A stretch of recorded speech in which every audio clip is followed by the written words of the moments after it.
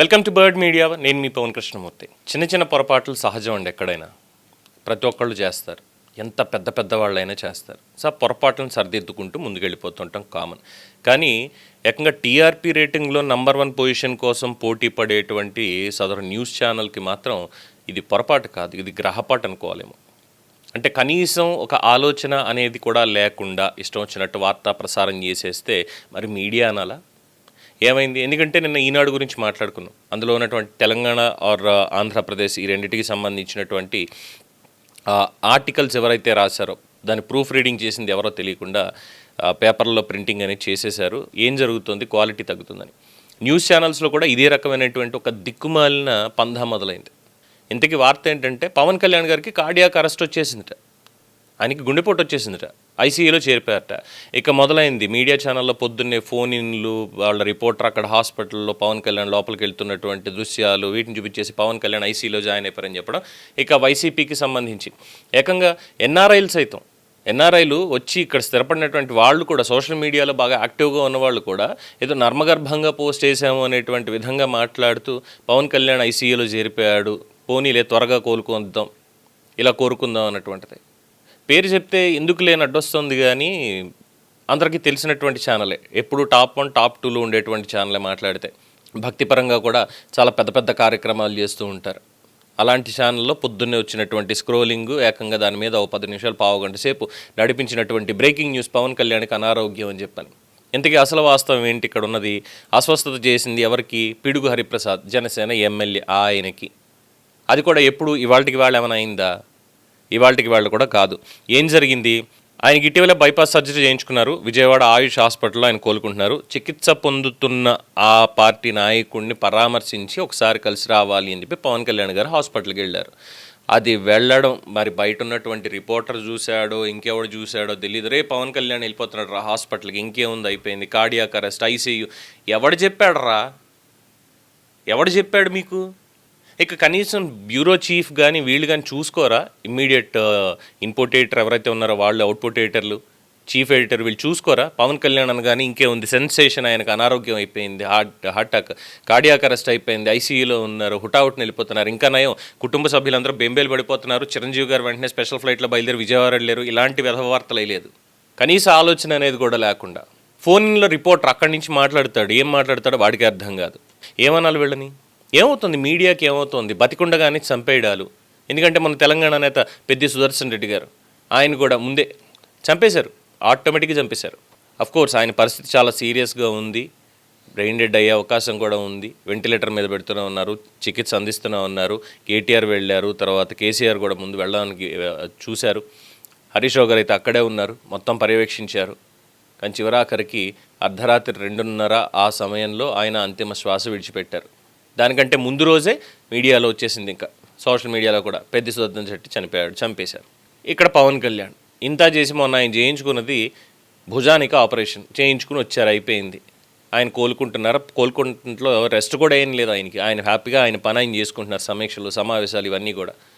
ఇవాళ సొంత పార్టీ నేత ఎమ్మెల్సీ, ఆయనకి బైపాస్ సర్జరీ అయింది, ఆల్రెడీ బైపాస్ అయింది కాబట్టి ఒకసారి పరామర్శించాలి, వెళ్ళి ఆయన బాగోగులు చూసుకోవాలి అనేటువంటి ఉద్దేశంతో హాస్పిటల్కి వెళ్తే ఆ విజువల్స్ వేసేసి ఇంకేముంది పవన్ కళ్యాణ్కి హార్ట్ అటాక్ వచ్చేసింది అని చాలా పేరెన్నికగన్న ఛానల్.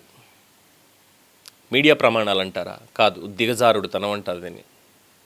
కనీసం ఒక వార్తను నిర్ధారించుకోకుండా, క్షేత్రస్థాయిలో అసలు ఏం జరిగింది అనేటువంటి ఒక సమాచారం తెలుసుకోకుండా, అక్కడ ఉంది కదా ఒక గొట్టం చేతిలో పెట్టుకోవడం, ఒక కెమెరా ముందు అక్కడ పట్టేసేయడం, చెప్పు సమ్ పేర్లు ఉంటాయి కదా, కృష్ణేనే అడుగుతున్నాను పోనీ, అక్కడ మా రిపోర్టర్ రాజా ఉన్నాడు, చెప్పు రాజా ఏం జరిగిందంటే, పవన్ గారు ఇక్కడ హాస్పిటల్ దగ్గర ఉన్నాను, హుటాహుటిన కాన్వాయ్ వచ్చింది, పవన్ కళ్యాణ్ ఆదరాబాదరాగా నడుచుకుంటూ వెళ్తున్నారు, వెనక జనసేన నేతలు ఉన్నారు, హాస్పిటల్లోకి వెళ్తున్నారు, మొన్న మధ్యన భుజానికి అక్కడ ఆపరేషన్ చేయించుకోవడం జరిగింది, అందరికీ తెలిసిందే. అయితే ఇక్కడ చూస్తుంటే పరిస్థితి కార్డియాక్ అరెస్ట్ అని చెప్తున్నారు. ఇప్పటికిప్పుడు హైదరాబాద్ తరలించేటువంటి ఇది లేదు కాబట్టి విజయవాడ హాస్పిటల్లోనే ముందుగా ట్రీట్మెంట్ ఇచ్చి ఆ తర్వాత స్పెషల్ ఫ్లైట్లో ఆయన అక్కడికి పంపించడానికి చూస్తున్నారు.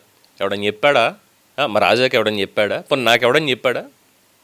చూసుకోవాలి కదా, కనీసం లైవ్లోనే ఉంటాం కదా, 1-2 సార్లు కన్ఫర్మ్ చేసుకోవాలి కదా. నెట్వర్క్ అనేది ఉంది కదా, రిపోర్టర్స్ బేస్ ఉంది కదా.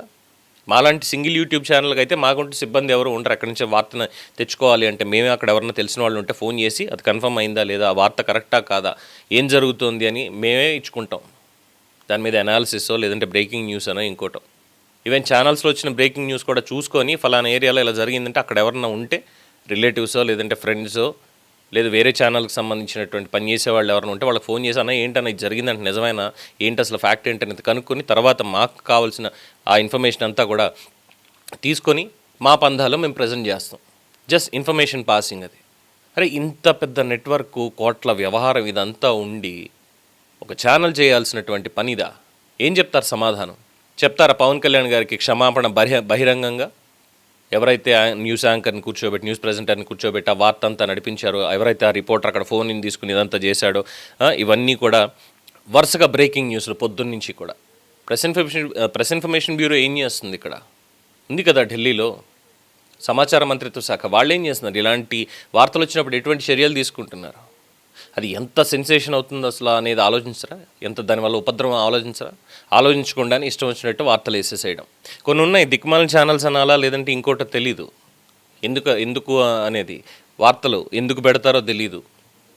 మీడియాలో ఒకప్పుడు ఏలినటువంటి మనుషులు ఈరోజు వచ్చేసరికి వాళ్ళ మీడియాని చూస్తే ప్రజలే తిట్టుకుంటున్నారు.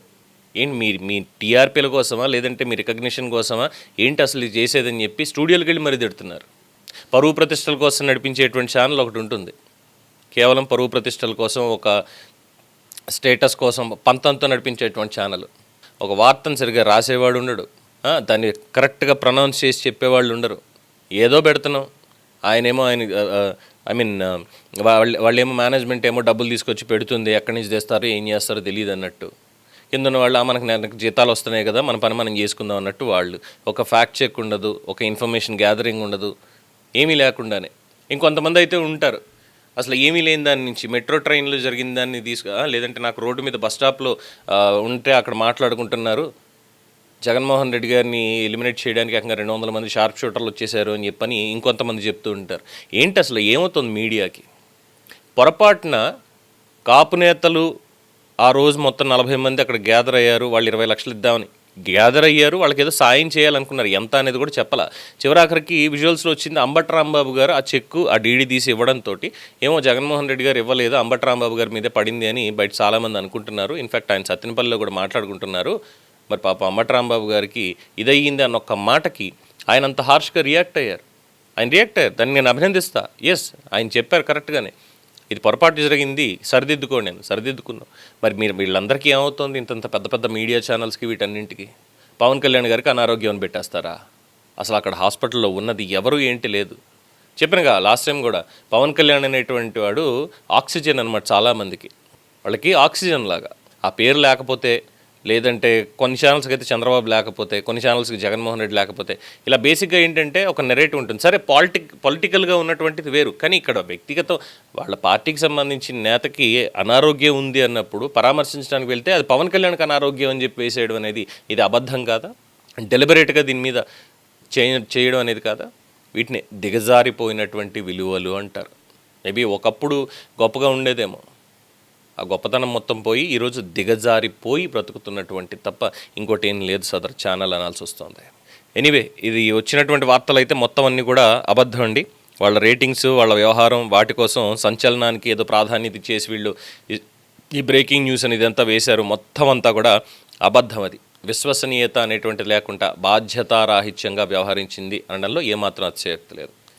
దీని మీద మీ అభిప్రాయం తెలియచేయండి. చూస్తూనే ఉండండి ది బర్డ్ మీడియా. ఈ వీడియో మీకు నచ్చినట్లయితే లైక్ చేయండి, షేర్ చేయండి, సబ్స్క్రైబ్ చేయండి. మరిన్ని అప్డేట్ల కోసం మా వాట్సాప్ ఛానల్ను ఫాలో చేయండి.